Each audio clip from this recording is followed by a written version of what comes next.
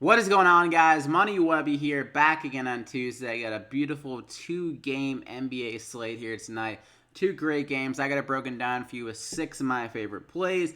My money six, and like always, if you could show some love to the like button, that'd be greatly appreciated. It goes a long way. Let's try to aim for over 100 likes again on this video. So if we can hit that, thank you. Means a lot. Yesterday we had some really good plays with Jokic, Kawhi. Two of the top three scorers on the slate. Siakam stepped up for over 40 DraftKings points. It kind of sucked in a sense because I recommended Jimmy Butler in game one, and he was really quiet. But then in game two, he stepped up, had a huge game, pretty much for the same reason why I liked him in game one. So that sucked, but Siakam still did his thing a little bit. Millsap had a game where he stepped up from his recent struggles. JJ Redick was really quiet, though. Will Barton didn't do as much as I was hoping for. He did step up in the first half, but struggled in the second half. So all in all, I would say it was a pretty successful night with the plays.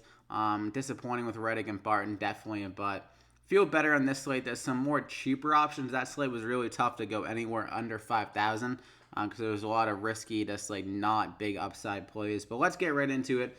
First guy, I'm going to go with James Harden. I mean, I think this guy is going to have to get hot from the field eventually. He's just been so cold over the last like 4 games now. He hasn't really had one of those James Harden type of games. He's obviously not the same scorer when it comes to the playoffs.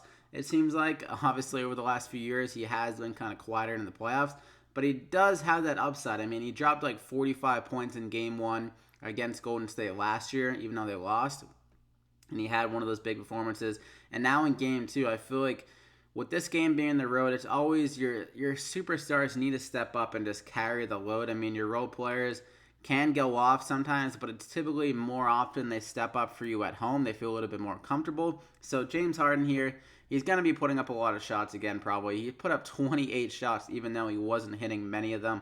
I think now with hopefully Clint Capella feeling a little bit better, he was sick. Not sure if that was the reason why he kind of struggled last game, but he only put up 2 shots. So hopefully they go back to that a little bit more, the drive and oop kind of, or just the drive and finish for Harden. I feel like that is going to be lethal against Golden State if they want to go there. They did that a little bit more last year. I'm not sure why they didn't do it more in game one. But Harden here at 10,100, it's a great price tag. And also we have this huge kind of outcry about the refs not giving them calls.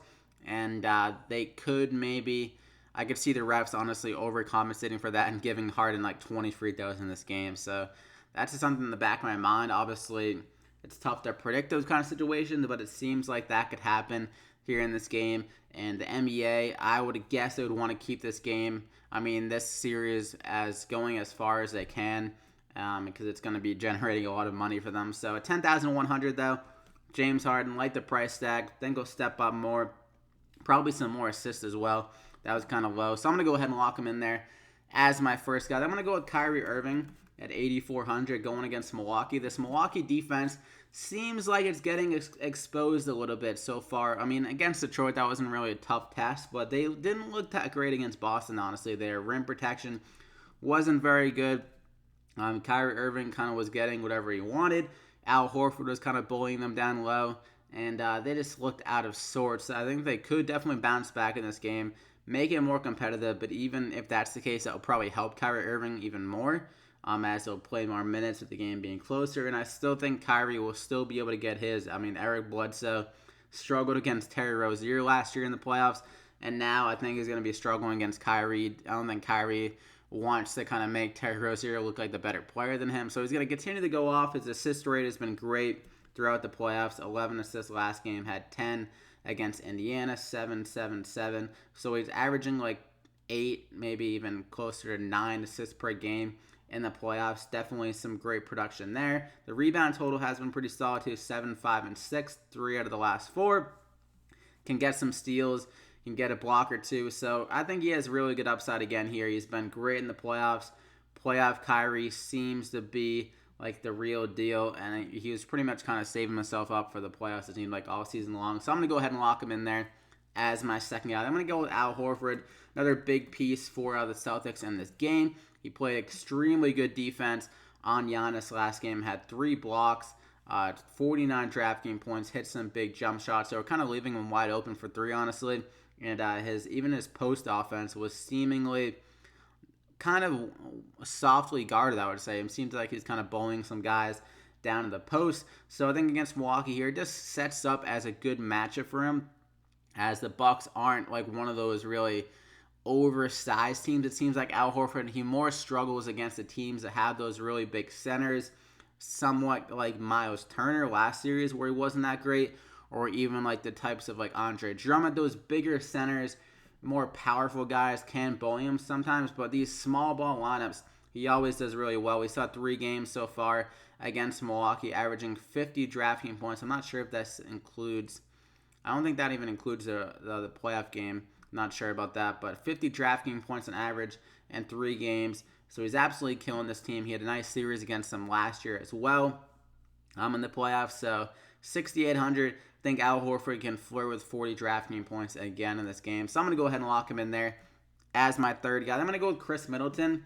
I'm not sold on Giannis being able to get it completely going in this series. It seems like the Celtics have a perfect game plan as of right now. Obviously, that can kind of change if they try to switch something up with Giannis. But I think Chris Middleton is definitely the key success point for Milwaukee in this game. I think he needs to be the one that steps up, and with Giannis maybe struggling again here in this game. He only put up 12 shots, way too few of shots, honestly, for Chris Middleton. I think he's going to put up more like 15, maybe 18 shots in this game. And he was one of the guys that really stepped up for Milwaukee in the playoffs last year, too, against the Celtics. He averaged like 24 points a game. Really good with the three-point stroke. And I think he's going to get it going more here again in this game. So at 6,400, nice price tag. He put up 39 DraftKings points in 34 minutes in that blowout. So if this game stays closer, probably will be playing more towards 37, 38 minutes. They probably want to cut their bench rotation as well because their bench wasn't performing very well. Actually, they were pretty good at the end of the second quarter, but they don't really have anyone that can score that well.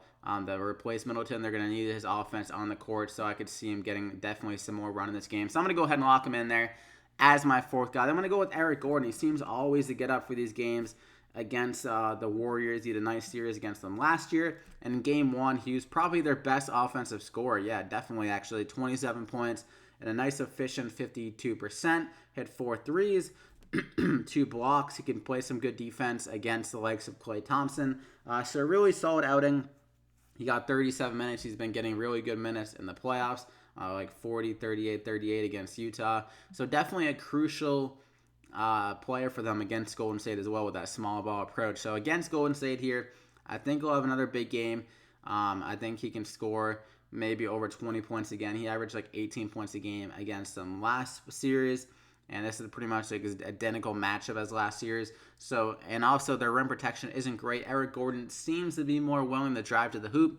So I think that can work in his favor as well. So even if Harden gets it going, I think Eric Gordon could honestly be that second option. I mean, Chris Paul was really passive in the first game. He only put up 9 shots. So I think maybe Chris Paul kind of corrects himself and puts more shots up. But I think Eric Gordon will still be one of those big kind of scoring options for the Rockets, especially if Capella is struggling again. They're going to need a third scorer to step up, and I think Eric Gordon is definitely that guy. So I'm going to go ahead and lock him in there as my fifth guy. I'm going to go with Marcus Morris here at 4,200. Way too cheap for a guy getting 30 minutes in game 1. The Celtics going more small ball against Milwaukee as they don't really have, I mean, Brook Lopez is a center, but he's kind of a smaller center, a stretch 5, so they can play Al Horford more at the 5, Morris at the 4 to kind of match up more with Giannis, so they can have Horford and Marcus Morris on the field, on the court, 2 guys that can slow down Giannis a little bit in case they switch or something like that. So at 4,200 here, though, I think Marcus Morris can do enough. He's typically a guy when he's on the court, he puts up a good amount of shots. I mean, he's not afraid to shoot, so that works in his favor. He's going to be getting more rebounds. At the 4 spot, typically he can play maybe at the 3 sometimes with Baines on the court and stuff like that. But with Baines kind of moved out of the rotation a little bit more with Milwaukee's kind of style of play. Morris definitely has more rebound upside, and he can be a guy that gets hot from the field and shoots very well. So 4,200, I'm going to go ahead and lock him in there. Just too cheap for a guy getting Probably going to get 30 minutes again here just based on the Giannis matchup. But that is it for the plays. Only 4,400 remaining per player, but it's still definitely doable to fill it out. So good luck here tonight. You got James Harden, Chris Middleton, Eric Gordon, Al Horford, Kyrie, and Marcus Morris. So drop a like, though, if you enjoyed it. Make sure to subscribe so you don't miss out on any more NBA playoff DraftKings picks. And I hope you guys win some money, and we'll see you back here again next time.